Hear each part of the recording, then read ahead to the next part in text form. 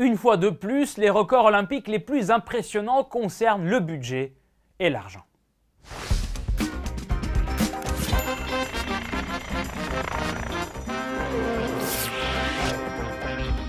Salut, je suis Oleg Chomer et c'est le blog à part.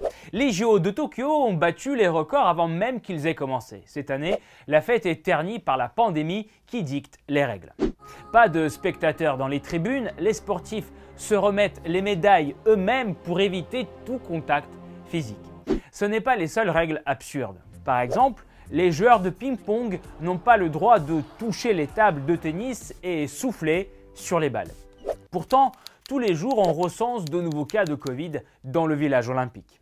En gros, le gouvernement japonais a décidé un peu de forcer les choses et aller à contre-courant du ressenti général, car la population japonaise n'approuve pas les Jeux olympiques à 80%.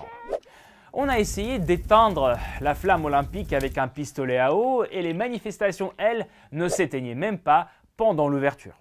Le nombre de cas au Japon continue d'augmenter. L'état d'urgence est décrété dans la capitale. 1/5 seulement de la population adulte a reçu les 2 doses de vaccin. Mais on ne pouvait pas faire machine arrière. Les Jeux ont coûté la somme astronomique de 28 milliards de dollars.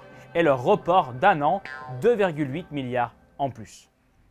Tout le monde sait que les JO, c'est très cher et gênant pour la population locale.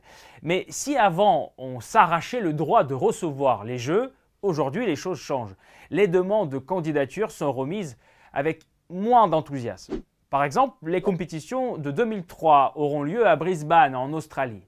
Les autres candidats se sont déjà désistés avant le mois de février. On dit de plus en plus souvent que les JO sont une véritable catastrophe pour n'importe quelle ville du monde, surtout pendant la crise du Covid. Apparemment, Emmanuel Macron est allé à Tokyo pour s'en rendre compte par lui-même. En 2024, ça sera au tour de Paris de les recevoir.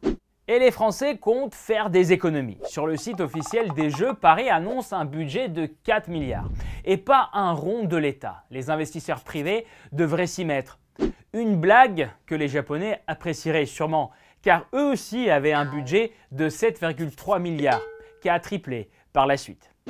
Un argument qui est souvent avancé par les défenseurs des Jeux, le développement de l'infrastructure, comme si Paris n'avait pas assez de stades.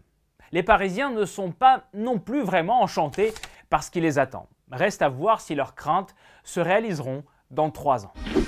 Êtes-vous pour ou contre les JO de Paris en 2024? Laissez vos commentaires, likez cet épisode si vous l'avez aimé, souscrivez à Blog à part.